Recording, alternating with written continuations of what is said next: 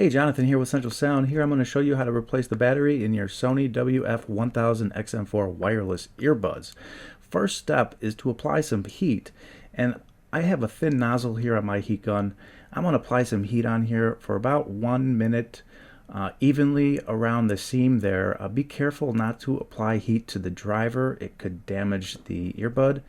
Here I have a small handheld clamp. I'm going to use this to separate the two housings.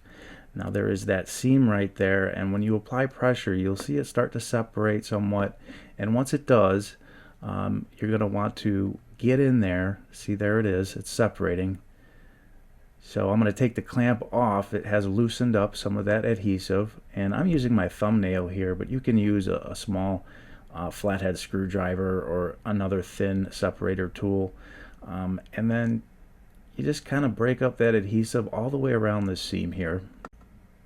And once it's loosened, you'll feel the cover loose, and then you can pull it up a little bit. Be very careful not to yank or pull these housings apart. There are ribbon connectors holding it together. If you found this video helpful, please consider liking and subscribing to our channel. So here now that it's loose, we can see inside. Now there are two boards that are connected together, and there's a couple ribbon connectors in there.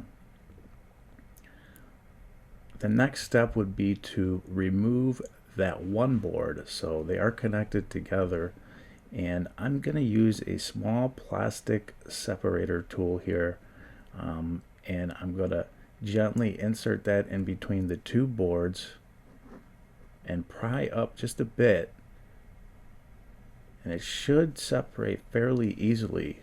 Oh, it just popped right off. So that is the connector piece here, and this is the other housing. So there's two boards. We're going to take that one housing and put that aside, and here is the ribbon connector that is connected to the board that is glued to the battery, and we're going to remove that one ribbon connector here. There's this plastic tab we need to pull up on, and you gently insert something very small and pry it upward just a little bit. And here it is. Now once that plastic piece is pried upward, you can pull this ribbon connector piece out. Be very careful. You don't want to use a lot of force. Just gently wiggle it and pull away from the board, and it should come out pretty easily. And I'm just going to apply a tad bit of heat because this other board is glued to the battery. So I'm going to insert that plastic pry tool in between the battery and the board and apply some pressure until it separates. If you made it this far, you're an absolute rock star.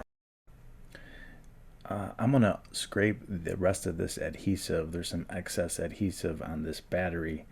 I'm going to scrape that off, and I'm going to reattach it to the board a little bit there. That way when I'm installing the board back on the battery, I can just stick it right back on. So there is a small connector piece there, so you want to make sure that the adhesive is not covering that.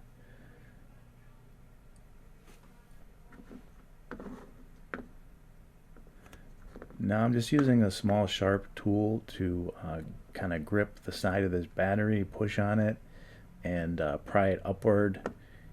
And they do come out fairly easily. This one had some adhesive stuck to it, so if there is some adhesive down inside the unit, you can remove that. I'm just going to use some tweezers here and pull that adhesive out. Make sure it doesn't cause any issues. Here is the new battery, which we sell at centralsound.co. If you need a ZennyPower Z55H battery, we've got you.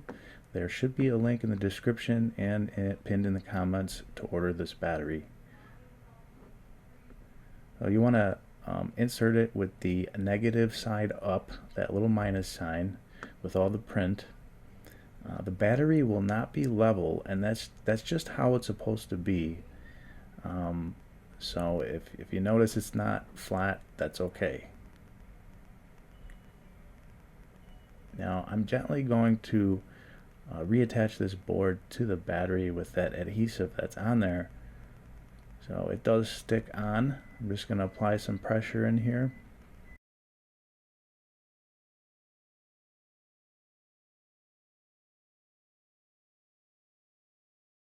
And I'm checking it, make sure it's on there.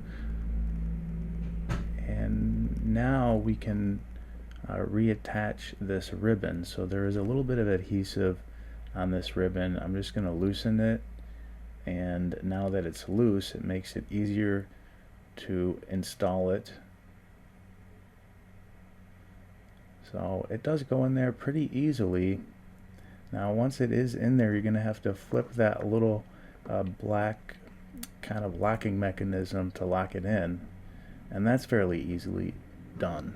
So here I just have my little pair of tweezers and just push that down.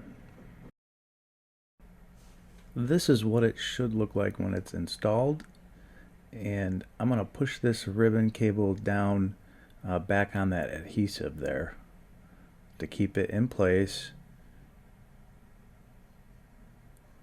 And now we can connect the two boards back together. This is a little tricky. I find it easier to kind of line up the one side and then connect it. So you will need to apply some pressure, not a ton, but some pressure to snap it in. You'll hear a snap. You'll know that it's connected when it is. And now I'm gonna connect these two housings together, make sure everything is lined up and looks okay, which it does.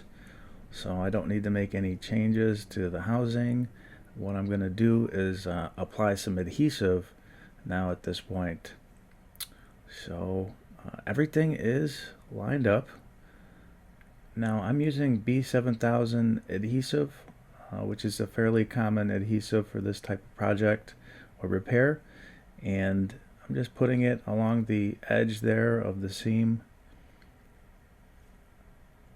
And then reattach the two, and what I'm going to do is use my clamp.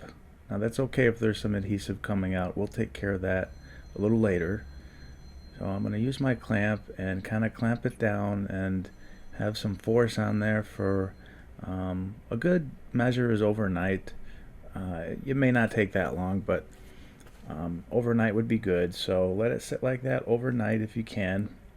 And then once it is cured, then we can remove some of that excess glue. So it does come off pretty easily. I'm just going to use this little separator scraper tool and loosen up that excess adhesive and wipe it down and clean it up and get it looking nice. And that's it. You are done.